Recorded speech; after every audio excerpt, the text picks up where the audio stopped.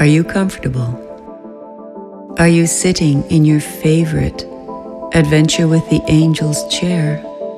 Or are you lying down in your bed listening to these words, loving the music, ready to soar with the angels again? Close your eyes. You do not need to cease smiling. Smiles are good when you fly with the angels. Now breathe normally like you normally do in every day. Nice quiet breaths. And on the count of 3, we will take 3 angel-called breaths. The angels are here.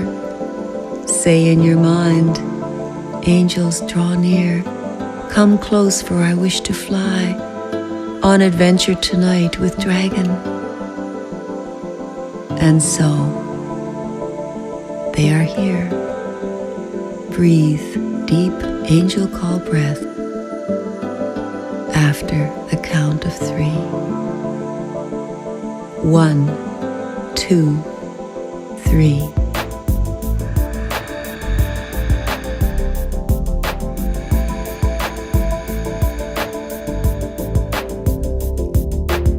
Now, the next 2 breaths you take on your own. Off you go. Nice, deep, noisy angel call breaths.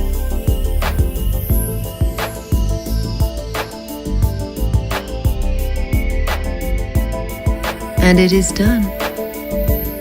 And you are flying. You are flying through the air with the angels, and you see something in front of you. It is big. It is flying towards you. You have seen pictures of dinosaurs.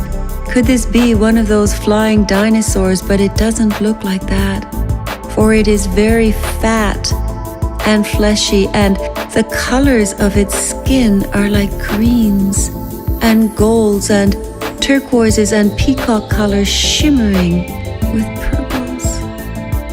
And it has a big smile on its face, and it is heading straight towards you, and you are so happy. You are so happy. You know this is your friend for some reason. You know this is your friend, and you turn to the angels with you, and they say, yes, this is your friend. His name is Freedor. He frees you to fly. You love the joke. And the angels bring you closer to Freedor, who has stopped flapping his wings and is just holding still in the air. He has on his back a saddle, or more like a little box, a harness coming from the box to his face so that you may pull the reins to move him this way or that. The box is seated with a lovely gold velvet chair. You know it is yours, and the box protects you all around from the wind, but you can see out through a windshield. And the angels sit beside you on the back of this tremendously big dragon. The dragon turns and looks at you and says, are you ready?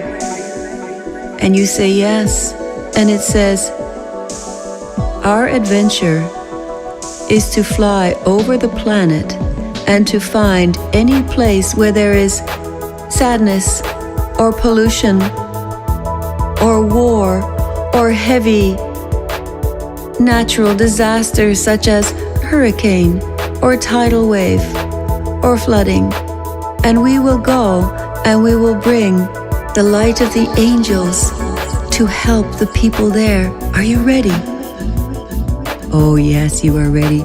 You really don't want to whip the dragon with the reins, and so you sort of pat him on the back and give him the thumbs up, and off he goes, so fast, but yet not fast at all, for you don't feel any wind.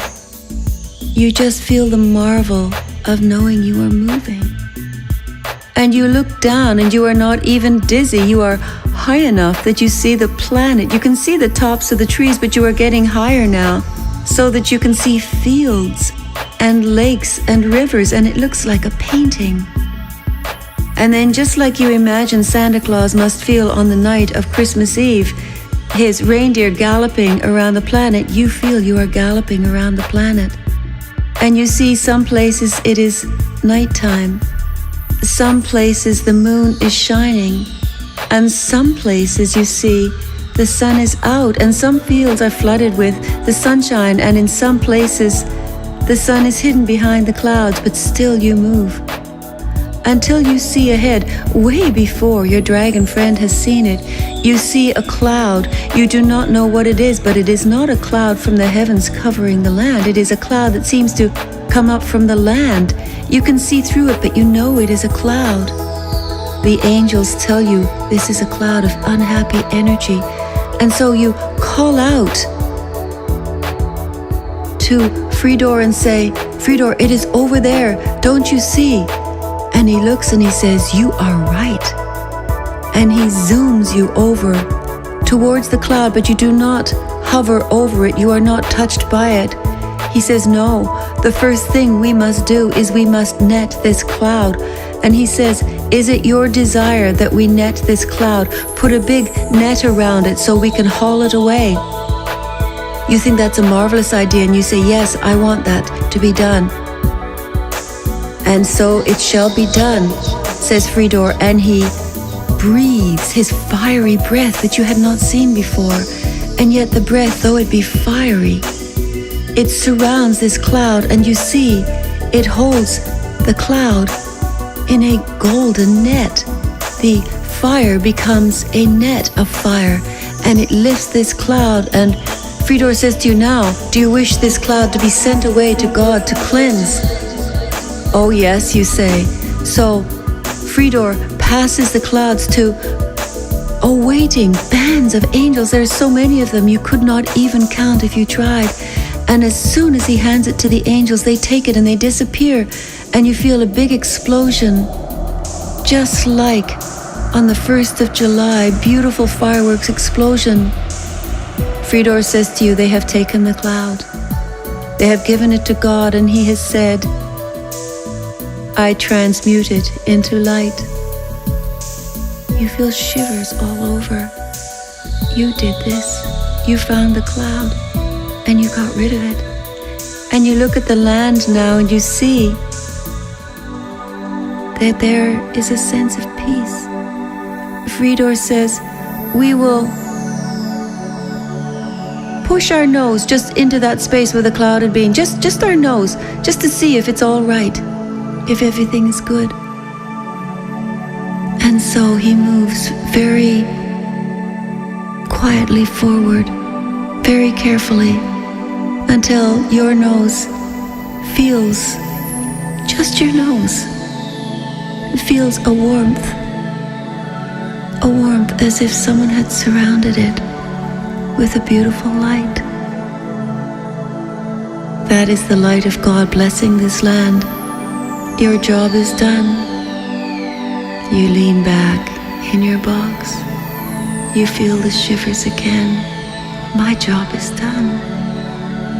The angels will escort you home now, says Fridor, for I will stay here a while and make sure that peace prevails.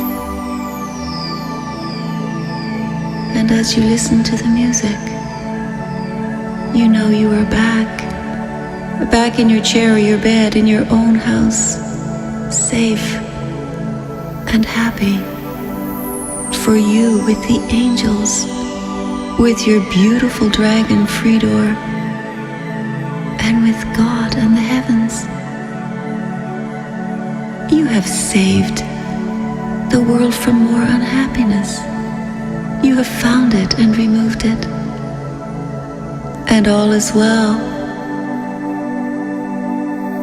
And as you listen more closely to the music, you feel the angels pulling away but blowing you kisses and saying, Namaste, child. Blessings upon you. Sleep well tonight. You have done well, our little guardian of peace. Amen.